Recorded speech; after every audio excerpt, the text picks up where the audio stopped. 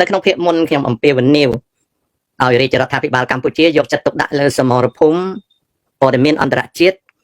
ដែលខាងភាគីថៃឡែនកំពុងតែយកប្រៀបបានយ៉ាងច្រើនសូមបញ្ជាក់ថាព័ត៌មានអន្តរជាតិមានលើតុក្រោមតុគេសោកគេប៉ាន់យុទ្ធនាការនៃការធ្វើសង្គ្រាមព័ត៌មានគឺទី1គេបំបិតព័ត៌មានទី2គេផ្សាយព័ត៌មានដែលគេយកប្រៀបបានអ្វីដែលកើតឡើងគឺថៃឡែនប្រើបច្ចេកវិទ្យា2និងយុទ្ធសាស្ត្រ2យុទ្ធសាស្ត្រទី1គឺប្រព័ន្ធផ្សព្វផ្សាយនៅប្រទេសថៃឡង់ចាប់ផ្ដើមផ្សាយជាភាសាអង់គ្លេសច្រើនជាងមុនបន្ទាប់មកទៀតយុទ្ធសាស្ត្ររបស់ថៃតាក់ទងនឹងទីភ្នាក់ងារព័ត៌មានអន្តរជាតិដែលទីភ្នាក់ងារព័ត៌មានអន្តរជាតិត្រូវសោកប៉ាន់លើតុក្រោមតុឲ្យផ្សាយតែខាងថៃហើយធ្វើឲ្យអ្នកអាននិងអ្នកស្ដាប់អ្នកមើលឃើញថាកម្ពុជាជាប្រទេសដែលរករឿងរំលោភលើថៃឡែនគួបផ្សំនឹងអាកាសធាតុនយោបាយពិភពលោកដែលកំពុងតែប្រឈមរវាងសហរដ្ឋអាមេរិកនិងចិនគេលេបនៅពណ៌រូបភាពមួយឲ្យឃើញថាកម្ពុជាគឺជាកូនជើងចិនដែលទទួលបាននៅសពាវុធយុទ្ធោបករណ៍ទំនើបហើយចង់ប្រើនៅសពាវុធយុទ្ធោបករណ៍នោះវាយថៃចំណែកឯព័ត៌មានលោកខាងលិចក៏សប្បាយនឹងរឿងហ្នឹងដែរដោយចង់ឲ្យថៃឡែនហ្នឹងនិងកម្ពុជាហ្នឹងផ្ទុះអាវុធដើម្បីឲ្យថៃឡែនហ្នឹងទិញសពាវុធពីលោកខាងលិចតំបន់អាស៊ីគាត់ជួនគ្នានឹង arm race គឺការប្រកួតប្រជែងប្រមូលអាវុធតម្លើងថ្មងរៀងខ្លួនអញ្ចឹងដោយសភាពការពិភពលោកគេកំពុងតែជាប់ជំពាក់នឹងរឿងសេដ្ឋកិច្ចពាណិជ្ជកម្មហើយដើម្បីដោះស្រាយណាដើម្បីដោះស្រាយឲ្យបាននៅសេដ្ឋកិច្ចពាណិជ្ជកម្មគេក៏លក់សពាវុធហើយដើម្បីនឹងធ្វើឲ្យមេតិកានៅក្នុងពិភពលោកហ្នឹងវាជៀសចេញពីចំណុចណាមួយនៃភូមិសាស្ត្រនយោបាយគេបង្កើតសង្គ្រាមវាចៃដន្យអីក៏លក្ខណៈជាតិនិយមប្រចាំប្រទេសមួយក៏ផុសផុលឡើងចៃដន្យត្រូវសមាជិកភាពដតីឆ្លៀតឱកាសណាឆ្លៀតឱកាសដែលការឆ្លៀតឱកាសហ្នឹងក៏คล้ายទៅជាទំនាស់ប្រតែងប្រទងគ្នាអញ្ចឹងនៅភាគមុនខ្ញុំអំពាវនាវដល់រាជការឲ្យយកចិត្តទុកដាក់ឲ្យបានច្រើនលើវិស័យសមរភូមិព័ត៌មានអន្តរជាតិដែលថៃយកប្រៀបបានហើយមូលបង្កាច់កម្ពុជាថាជាប្រទេសរករឿងថៃឡែនមុនហ្នឹងលើកមុនឥឡូវនេះខ្ញុំឆ្លើយនឹងសំណួរបាទកំហាក់សរសេរថាមួយคลิปបានលុយមិនស្ទើបើនិយាយចំពោះខ្ញុំបានលុយច្រើនណាស់កំហាក់ក្នុងមួយคลิปដែលខ្ញុំធ្វើនេះខ្ញុំបានជាង$5,000ហើយបើកំហាក់ចង់ធ្វើដូចខ្ញុំណាធ្វើទៅចាញ់មុខនិយាយដូចខ្ញុំទៅបានច្រើនណាស់កំហាក់អាចធ្វើបាន$10,000មួយคลิปហើយមានអ្នកខ្លះគេធ្វើមួយคลิปបានទៅជិត$1 លានចំណែកខ្ញុំនេះមួយคลิปបាន5,000ណាកំហាក់បានជារាល់ថ្ងៃនេះខ្ញុំខំនិយាយពុំមួយคลิป5,000បើខ្ញុំធ្វើបាន3คลิปវាបាន15,000មកធ្វើបាន5คลิปវាបាន25,000ណាកំហាក់មកធ្វើដូចខ្ញុំទៅអង្គុយតែនិយាយទេបានលុយមួយคลิปខ្ញុំបានជាង5,000ណានឹងចំពោះហ៊ីកំហាក់មិនក៏មិនធ្វើស្រួលជាងធ្វើស្រែធ្វើចំការទៀតមួយคลิป5,000មួយคลิป5,000គិតដូចមកអណ្ដោធានអាកើតមកពីស្បូនមានមេរោគវាគិតថាឯងនិយាយរាល់ថ្ងៃហ្នឹងវាបានលុយស្រួលណាស់អញ្ចឹងហើយបានវារស់នៅក្រោមបាតជើងគេបដិសន្ធិមកវាអញ្ចឹងធ្វើម៉េចអញ្ចឹងបានប្រាប់វាថាមកคลิป5,000វាភ័យខ្លាចឯងហ្នឹងរកស៊ីបើខ្ញុំទៅប្លន់ធនាគារមិនថាទេខំប្រឹងនិយាយឲ្យវាចេះដឹងវាភ្លើអញ្ចឹងសម្បូរអញ្ចឹងហើយបានគេជន់ក្បាលបដិសន្ធិមកវាវត្តបរិទ្ធណាសួស្ដីវិបុលគង់វិបុលឥឡូវនេះកម្ពុជាដូចជាមានការចាប់អារម្មណ៍ច្រើនពីបរទេសតើថ្ងៃអនាគតកម្ពុជាអាចនឹង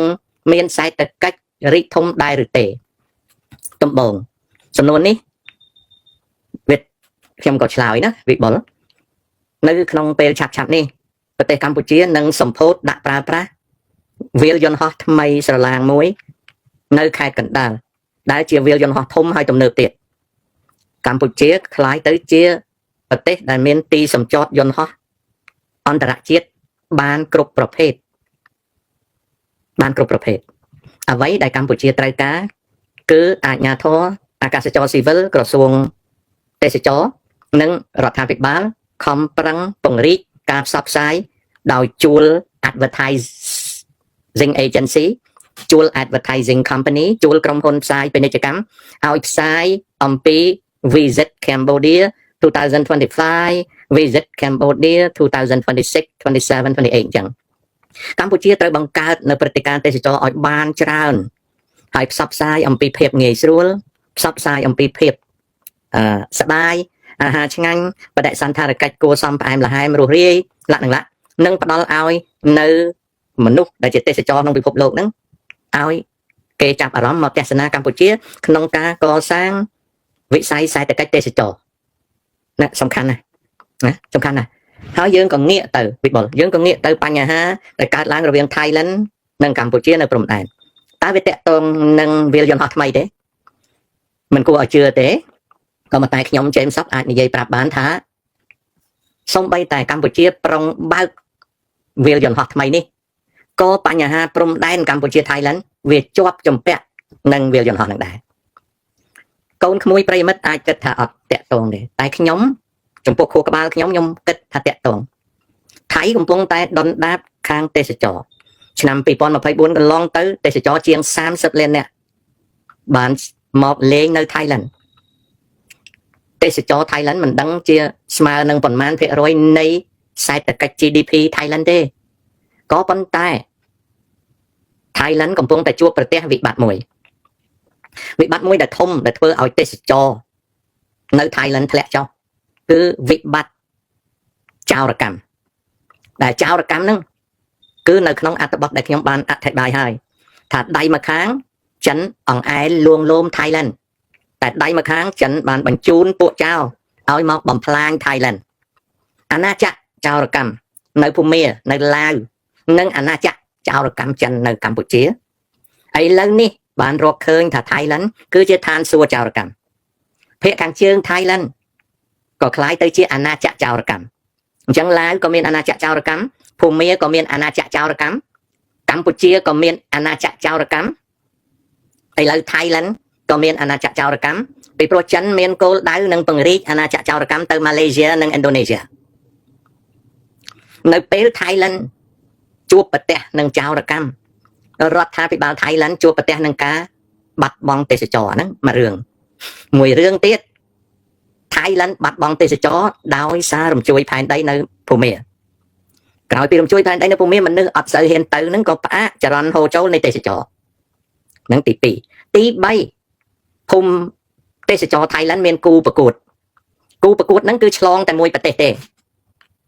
អ្នកណាគឺវៀតណាមបានប្រកួតខាងទេសចរជាមួយ Thailand ដូច្នេះហើយ Thailand រំលងទៅកម្ពុជាហើយនឹងឡាវគឺមានវៀតណាមប្រកួតអញ្ចឹងអាមកត់30លាននាក់ទេសចរ30លាននេះ Thailand គាត់របូតមកកត់ហ្នឹងដោយសារគាត់របូតមកកត់ហ្នឹងគាត់ត្រូវការទឹកដីកម្ពុជាមកចំណែកទឹកដីឡាវមកចំណែកដែលគាត់ប្រើប្រាស់តាំងពីដើមដើម្បីកសាងទេសចរហើយគាត់មិនសប្បាយចិត្តទេនៅពេលទីក្រុងសៀមរាបមានពលានយន្តហោះល្អគាត់រឹតតែមិនសប្បាយចិត្តទៀតដែលទីក្រុងភ្នំពេញមានពលានយន្តហោះល្អគាត់ចង់ឲ្យទេសចរទៅលេងកម្ពុជាប៉ុន្តែយកលុយមកចាយនៅនឹងគាត់ហើយទោះបីយ៉ាងណាគាត់មិនចង់ឲ្យឡាវคล้ายទៅជាទេសចរចិនមិនចង់ឲ្យឡាវនិងកម្ពុជាคล้ายទៅជាទេសចរយួនហើយក៏គាត់ត្រូវប្រយុទ្ធជាមួយនឹងយួនអញ្ចឹងអាពលានយន្តហោះដែលចូលខេត្តកណ្ដាលនេះនៅចំពោះភ្នែកនៃវិស័យកសាងទេសចរថៃគឺជាគ្រោះថ្នាក់មួយតើវិបត្តិកម្ពុជាថៃឡង់មានតាក់ទងទេបើយើងមើលពីក្រៅទៅវាអត់តាក់ទងទេតែបើមើលឲ្យចិត្តមែនតើតាក់ទងបើភាពតានតឹងកម្ពុជាថៃឡង់វាមានណាអានោះកម្ពុជាក៏វាអត់មានអាណាមកមើលមកលេងដែរណាចុះថៃឡង់មានអាណាមកលេងទេថៃឡង់វាតែងតែមានបញ្ហានៅព្រំដែនជានិច្ចវាមានបញ្ហានៅព្រំដែនម៉ាឡេវាមានបញ្ហានៅព្រំដែនភូមាឡាវបើវាមានបញ្ហានៅកម្ពុជាក៏ទេសចរវាប៉ះពាល់តិចនៅពេលដែល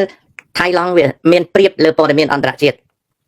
បើវាមានបាញ់គ្នាជាមួយខ្មែរកម្ពុជាគេអត់មកទេគេថាស្រុកកើតសង្គ្រាមទី2គេបង្អាប់ថាកម្ពុជាជាមនុស្សរស់រឿង Thailand អញ្ចឹងគេអត់មកទេបានជាខ្ញុំមុននេះប្រហែលនាទីនឹងនិយាយថាបើនិយាយពីរឿងសេដ្ឋកិច្ចឲ្យកម្ពុជារីកចម្រើនឆ្នាំនេះយើងត្រូវបើកវាលយន្តហោះទំនើបវាត្រូវតែ promote Visit Cambodia យើងមិនអាចពឹងតែសៀមរាបទេហើយបន្ទាប់មកទៀតថៃឡង់វាដឹង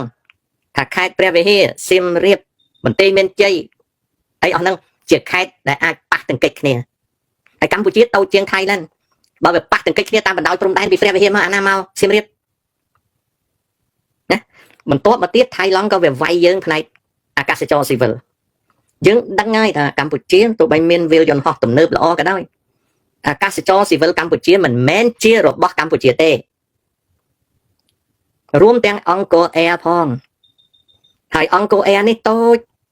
រកស៊ីទៅខាតណាទៅយួនវាចាក់ចោលឲ្យខ្មែរទិញអញ្ចឹងនៅក្នុងវិស័យទាញទេសចរយើងពឹងទៅលើ Regional Airline មួយខាងយើងពឹង Regional Airline វៀតណាមមួយខាងយើងពឹង Regional Airline ចិនដីកោកយើងពឹង Regional Airline ឥណ្ឌូនេស៊ីម៉ាឡេស៊ីនិងសិង្ហបុរីហើយយើងក៏ពឹង Regional Airline Thailand អានោះណាដែលថៃវាកំពុងតែដណ្ដើមយើងណាត្រង់នេះហើយបានវាលយន្តហោះនៅខេត្តកណ្ដាលនេះជាប់តាក់ទងនឹងថៃដែរបងប្អូនឃើញទេម្នាក់ហ្នឹងគេគិតកាពះគេអញ្ចឹងឆ្លើយទៅសំណួរខាងមុនថាតើកម្ពុជាអាចរីកចម្រើននេះអាចកម្ពុជាមានផ្លូវរីកចម្រើនច្រើនប៉ុន្តែបើគ្រាន់តែនិយាយថាអាចវាអត់ទៅរួចទេវាទាល់តែរាជការវះកាត់ទីផ្សារខាងទេសចរហើយការវះកាត់ទីផ្សារខាងទេសចរត្រូវមាននយោបាយហើយនឹងកម្មវិធីម្ហូបឆ្ងាញ់កន្លែងដេកស្រួលអ៊ីនធឺណិតខ្លាំងចរាចរណ៍សាធារណៈសុវត្ថិភាពធម្មជាតិស្រស់បំព្រងទឹកថាការមិនយកតម្លៃជាដើមឡាក់នឹងឡាក់ជើងយន្តហោះត្រូវយកឈ្នួលជើងយន្តហោះទៀតដើម្បីឲ្យ Regional Airline គេ connect មកពលានយន្តហោះថ្មីយើងរាជការមានកិច្ចការធ្វើតែបើសួរពាក្យមួយម៉ាត់តើសេដ្ឋកិច្ចកម្ពុជាមានសក្តានុពលទេ Yes សេដ្ឋកិច្ចកម្ពុជាអាចចម្រើនទេ Yes ប៉ុន្តែបើដេកចាំឲ្យវាចម្រើន No អូខេនឹងឆ្លើយជូនប៉ុណ្ណឹងណាអូខេឆ្លើយជូនប៉ុណ្ណឹងណាឆ្លើយជូនប៉ុណ្ណឹងចំពោះវិបុលណាលោកតាព័ត៌មានថៃផ្សាយថាថ្ងៃស្អែកនិយាយខ្មែរមុនចរចាពិតទេចៅឯងជឿតាមព័ត៌មានคล้ายទេចៅ Philip Siêu សៀមក៏ហក់បោកអន្តរជាតិតែអន្តរជាតិជឿលើសៀមទេលោកពូជឿអ្នកណាគេឆ្លាតខាងភូតកម្ពុជាយើងបើខ្មែរភូតខ្មែរអានឹងឆ្លាតតែសៀមវាភូតទាំងជាតិវាភូតទាំងបរទេសវាឆ្លាតជាងយើងដល់បានទេក៏គ្រាន់តែពួកចយអាណាតស៊ូជាតិនៅក្រៅរួមទាំងអាតួឯកបបេថោកនៅអាស៊ីសេរីក៏យកព័ត៌មានរបស់ថៃមកប្រែជាខ្មែរនិយាយដែរមានន័យថាពួកអានៅក្រៅស្រុកហ្នឹងយកព័ត៌មានថៃមកនិយាយដើម្បីបំផ្លាញខ្មែរក្នុងនាមប្រឆាំងហ៊ុនសែនមិនមែនដូចខ្ញុំបបួលហ៊ុនម៉ាណែតឲ្យយកចិត្តទុកដាក់លើសមរភូមិមេឌៀទេសមរភូមិព័ត៌មានអន្តរជាតិទេពួកអបកាច់អស់ហ្នឹងយកព័ត៌មានថៃមកប្រែដើម្បីដាក់បន្ទុកលើហ៊ុនម៉ាណែតហ៊ុនសែនក្នុងនាមប្រឆាំងហ៊ុនសែនហ៊ុនម៉ាណែត CPP បំផ្លាញខ្មែរដាក់តនេះដូច្នេះ Philipសៀមវាមាន upper hand វាមានប្រៀបជាងយល់ទេអានឹងអញ្ចឹងណាកូនវណ្ណៈសួងបងតើគេស្ដាប់អត់បានទេស្ដាប់អត់បានទេវណ្ណៈស្ដាប់អត់បានតើគេអីកូនបងគេអីងួនសឹមបើព្រំដែនខ្មែរមិនទាន់ច្បាស់លាស់អញ្ចឹងអត់អញ្ចឹងទេកូនងួនសឹមអត់និយាយអញ្ចឹងកូនឯងតែនិយាយអញ្ចឹងសៀមលឺអូយស្រក់ទឹកមាត់តាក់យួនក៏ស្រក់ទឹកមាត់តាក់ព្រំដែនខ្មែរច្បាស់លាស់កុំប្រើពាក្យថាមិនច្បាស់លាស់កុំប្រើពាក្យថាមិនទាន់ច្បាស់លាស់ឃើញទេគ្រាន់តែពាក្យសម្ដីហ្នឹងណាយើងចាញ់ប្រៀបគេបាត់ហើយយើងគួរខិតខំសិក្សាអំពីចំណុចទំនាស់ព្រំដែនច្បាស់លាស់ហើយកូនហើយបើកូនឯងសួរថាចាំមកច្បាស់លាស់មិនក៏ទាស់គ្នាគេមកទាស់នឹងយើងណាកូនគេមកយកប្រាសាទតាមន់ប្រាសាទតាកបីបានជាទាស់ចំណុចទាស់ដតីទៅទៀតគេមកជំទាស់មិនមែនយើងទៅជំទាស់ទេគេជំទាស់នឹងយើងមិនមែនព្រំដែនយើងអត់ច្បាស់ទេគេមកប្រាប់យើងថាមិនច្បាស់អញ្ចឹងយើងកុំប្រើពាក្យថាមិនច្បាស់លាស់ឲ្យតែយើងប្រើពាក្យថាមិនច្បាស់លាស់យើងចាញ់ប្រៀបគេហើយថៃមិនដែលនិយាយថាព្រំដែនវាអត់ច្បាស់ណាយួនក៏មិនដែលនិយាយដែរយើងទេដែលជួបប្រទេសនឹងហាណូយបាងកកប្រាប់ថាមិនច្បាស់ហើយយើងក៏ដឹងថាគេរំលោភលើដីយើងណាអញ្ចឹងណាងួនសិនទុកចំសាបើថៃថាខ្មែររករឿងមុនហេតុអ្វីខ្មែររត់រកភាពយុត្តិធម៌ អ្នកអានព័ត៌មានអន្តរជាតិគេអត់គិតដូចតកឯងណាដូច្នេះហើយបានជាខ្ញុំអំពាវនាវឲ្យរាជការកម្ពុជាវាយលុកលើសមរភូមិព័ត៌មានអន្តរជាតិបើខ្មែរយើងផ្សព្វផ្សាយហេតុផលទៅទើបអន្តរជាតិគេដឹងហើយចុះបើយើងនៅក្រោមសៀមវាផ្សាយថាយើងរំលោភវាយើងអត់មានអ្នកណាទៅអីអ្នកអានព័ត៌មានគេមានគិតណាដូចជាព័ត៌មាន Reuters គឺត្រូវបានសៀមគេសោកប៉ាន់អត់ផ្សាយទាល់តែសោះរឿងកម្ពុជាឡើង CIJ ICJ រឿងឡើងតុលាការអន្តរជាតិណាតបរទេសអត់មានដឹងតែបន្តិចហើយខ្មែរអត់មានប្រព័ន្ធផ្សព្វផ្សាយអីក្រៅពីតូចតាចទេចាញ់ប្រៀបថៃណារឿងទំនាស់ទាហានថៃគេហៅនពាន់យោធាដូច30ប្រទេសឲ្យមកស្ដាប់ចំណែកខាងក្រសួងការពារជាតិកម្ពុជាអត់មានទេតោះហ្នឹងវាតន់តែក្រសួងការពារជាតិកម្ពុជាហ្នឹងធ្វើហើយមិនក៏អត់ធ្វើខ្ញុំដឹងទេឲ្យខ្ញុំទៅបន្ទោសហ្មងបើខ្ញុំគ្មានអំណាចខ្ញុំអង្វរឲ្យរាជការធ្វើខ្ញុំអង្វរឲ្យរាជការប្រើប្រាស់សមរភូមិព័ត៌មានខ្ញុំអង្វរឲ្យរាជការបញ្ចេញនៅផុសតាងពីការរំលោភរបស់ថៃក៏ដូចជារឿងប្រាសាទក៏ដូចជារឿងស្អីដទៃទៀតហើយដើម្បីឲ្យប្រជាពលរដ្ឋខ្មែរប្រជាជនខ្មែរបានដឹងរឿងហ្នឹងផងបើយើងមិនឆ្លើយគេឈ្នះយើងហើយ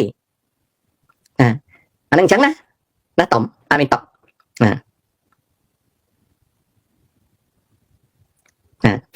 បងដេតលើវាសនាមករាខ្មែរមិនចង់ចេះចង់ទៅឆ្លោះគ្នាអានឹងដឹងធ្វើម៉េចទេកូនឯងចិនដាថាវិនបៀនសុកហងសំនៀងណាដាវិន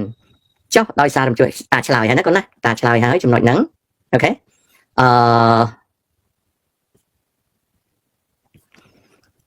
ដាវិនកន្លែងដើរលេងយើងមិនទាន់សម្បូរទេនៅមានតិចជាងថៃបង្កើតបានអានោះវាជា tourist creation ទេបង្កើតបានខ្មែរយើងស្លូតណាស់លោកតាបដិសេធឬតបទៅសៀមវិញបែបសុភាពរាបសារត្រូវតែខំតស៊ូបើមិនតស៊ូមិនឈ្នះទេណាខ្មែរយើងស្លូតទេបើមកជេរតាប្រកែណាមិត្តទូរទស្សន៍ឆ្លើយមិនរួចទេវៀងវ៉ាន់ទិញរដ្ឋមន្ត្រីធម្មពលប្រកាសថាមិន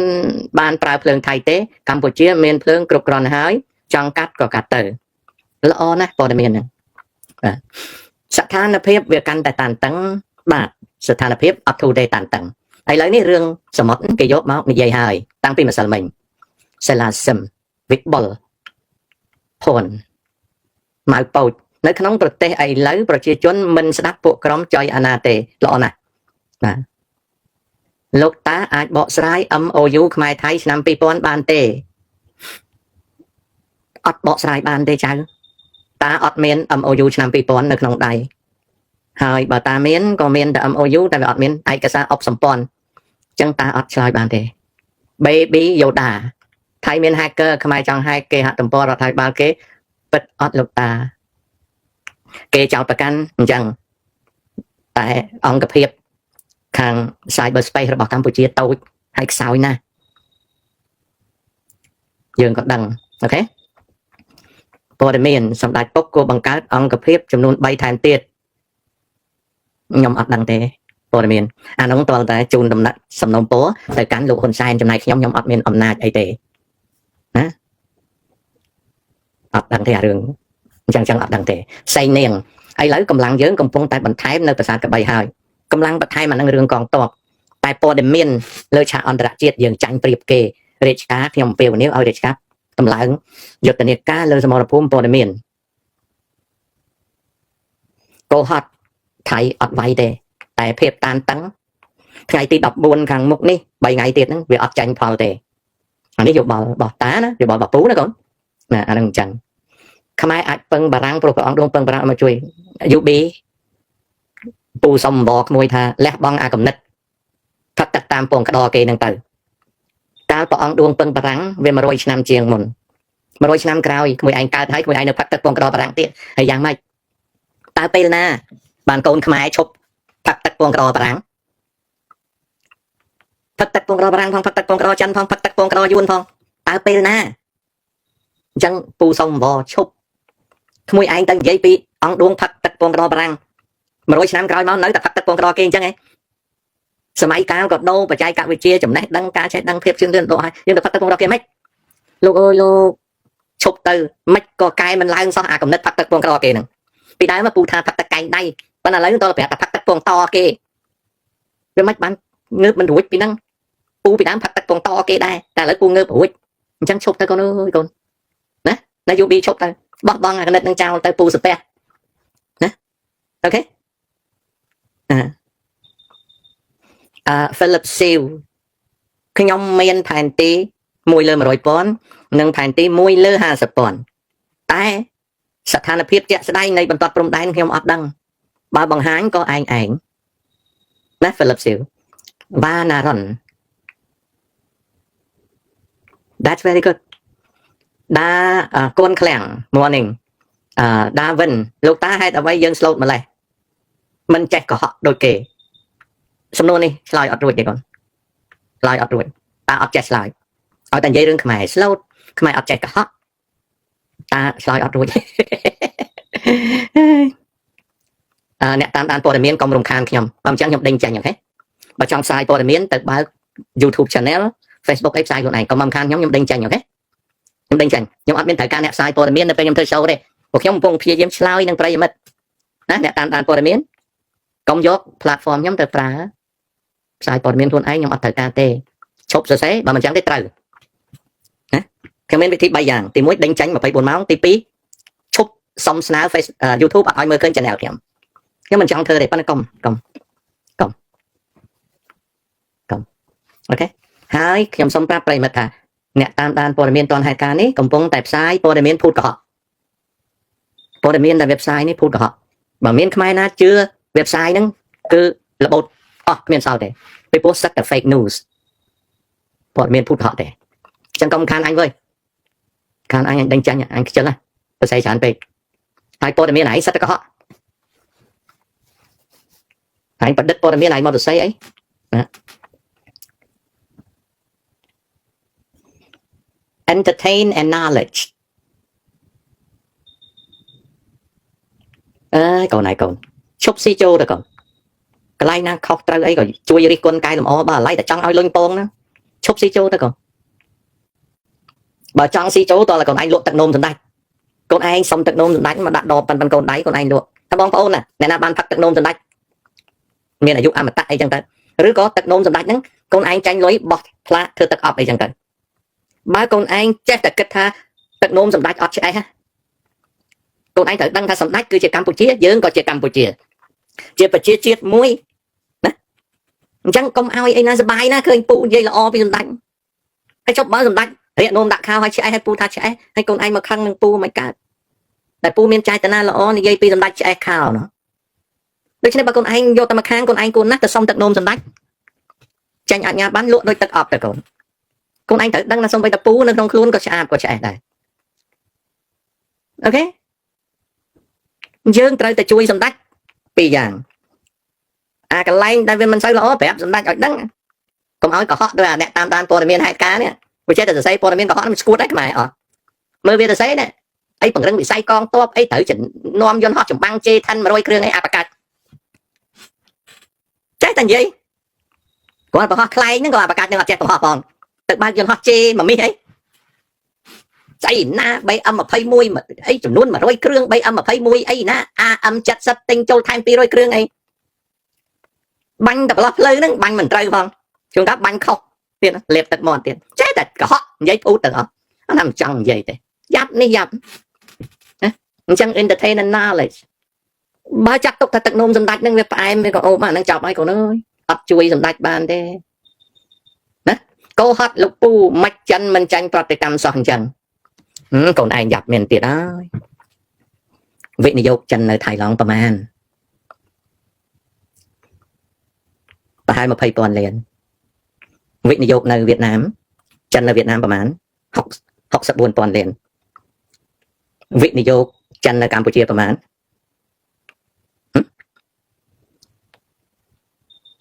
ខ្មែរយើងណាភូតខ្លួនឯងថាអគ្គរដ្ឋទូតចិនចាញ់មុខការពារខ្មែរចិនគេក៏ប្រាប់ទៅទូតចិននៅថៃឡង់ឲ្យចាញ់សារសុំឲ្យដោះស្រាយគ្នាដោយសន្តិវិធីរវាងកម្ពុជានិងចិនកម្ពុជានិងថៃឡង់ វិនិយោគចិននៅថៃឡង់ច្រើនជាងកម្ពុជាហើយកូនឯងឆ្លើយមើលកូនឯងឆ្លើយមើលយល់ទេកូនឯងឆ្លើយមើលអានឹងចឹងអ្នកប្រាជ្ញសួស្ដីតើថាតើពាក្យវិស្វកម្មស្ថាបត្យកម្មសូមជួយបញ្យល់ផងវិស្វកម្មគឺជាមុខវិជ្ជាដែលវិស្វកររៀនហើយនឹងអនុវត្តស្ថាបត្យកម្មគឺជាមុខវិជ្ជារបស់អ្នកគូប្លង់សំណង់សម្រាប់រៀនហើយនឹងអនុវត្តអូខេតាន់ថាគិរីរំបងបើមានការស្នើសុំឲ្យបងធ្វើជាទីគិរីរំឈប់ឆោតកុំថាឡើយទីប្រឹក្សាប្រាប់ថៃថាអត់មានទេបងឯងចូលចិត្តយកអាសនុឆោតនោះមកសួរបងអត់ទេណាបងណាសុំទោសបងណាកុំអីជិះណាឃើញបងឯងសួរនឹងធុញមុនណាអានោះណាកុំអីណាបងណាគេលើកព្រំដែនសមុទ្រមកដើម្បីបង្វែងសភាពការមែនទេតាមែនទេពង្រីកបញ្ហាឲ្យយើងមិនមែនបង្វែងសភាពការទេគឺគេពង្រីកបញ្ហាឲ្យយើងណាតារា purpose religion and culture make us more sincere អូខេបណ្ណាឡាយតំបន់ចំនួនដាក់ជាតំបន់សទៅតើលោកពូយល់យ៉ាងណាដែរ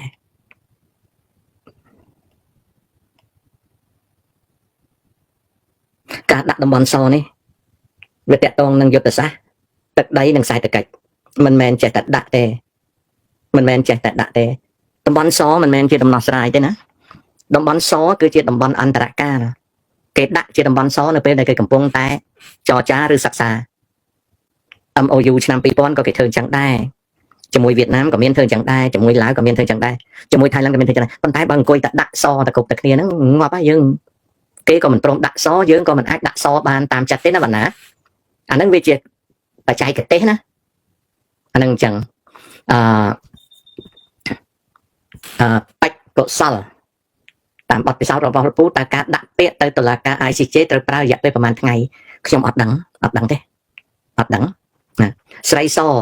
វិវាទកម្ពុជាថៃតើចិនមានកង្វល់ទេអត់ទេចិនមិនមានទេសម្ផស្សសួរតើវាល្អដែរទេបើសិនជាខ្ញុំរៀនសាកលវិទ្យាល័យប្រទេសថៃដែលជាប់នឹងចាប់ចូលរៀននៅចុងសប្តាហ៍នេះបើប្រឡងជាប់ទៅចូលរៀននៅថៃមានការអីបើគេតានតឹងនឹងគ្នាគេវាយគ្នាគេបញ្ជូនយើងមកវិញគេមិនដាក់គុកយើងទេហើយបើសិនជាមានការតវ៉ាជាមួយនឹងសិស្សថៃយើងប្រាប់ថាយើងមករៀនហើយសុំមិនបញ្ចេញយោបល់ចប់ណានិស្សិតចិនរាប់ម៉ឺននាក់នៅតែប្រឹងដាក់ពាក្យមករៀនអាមេរិកនៅពេលអាមេរិកនិងចិនឆ្លោះគ្នាចុះមិនក៏យើងរៀននៅថៃមិនបានចម្លើយថាបានណាកូនណារុនរៀលតើចលនាខ្មែរអិសរៈជំនាន់នោះចូលរួមបង្កើតដោយថៃដើម្បីបណ្ដាញបារាំងមែនទេអិសរៈបង្កើតឡើងដោយថៃដែលកាលនោះថៃសហការជាមួយនឹងហូយីមិញ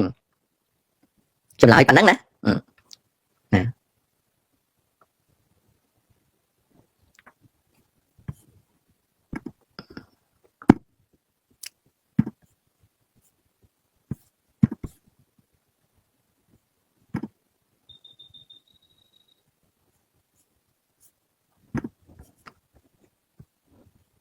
Lincoln